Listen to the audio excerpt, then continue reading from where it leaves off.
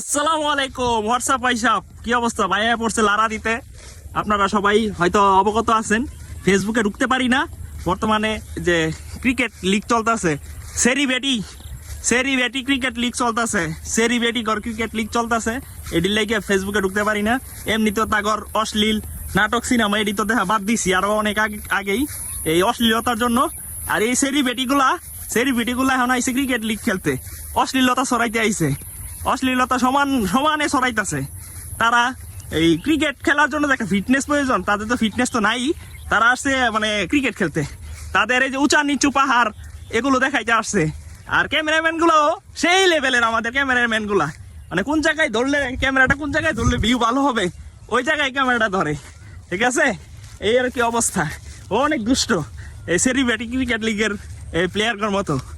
তারা বল করবে, কোন বল দিয়ে তারা যে বল করবে সেটা তারা বুঝতে পারে না। ঠিক আছে, খুব বাজে অবস্থা। এই টান টান আতঙ্কের মধ্যে আছি, এই আর কি হালচাল। তো আমি ক্রিকেট একটা ভদ্রলোকের খেলা, বা আমরা ভদ্র খেলা মনে করি, এটা আমিও অনেক পছন্দ করি এই একজন ক্রিকেটার হিসেবে। তো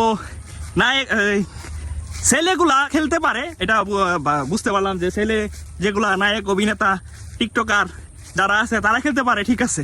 কিন্তু এই সেমরিগুলা লেগে খেলে, এই সেমরিগুলা তারা তাদের বিভিন্ন জায়গা আছে, কক্সবাজার, তারও আর কত কত ভালো ভালো জায়গা আছে যেখানে বিজনেস ভালো হয়।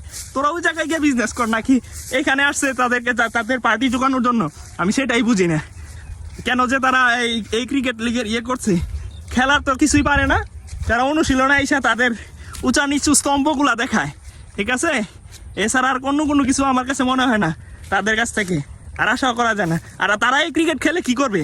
তারা এই ক্রিকেট খেলে কি দেশের সুনাম বয়ে আনতেছে, কোনো কিছু করতেছে?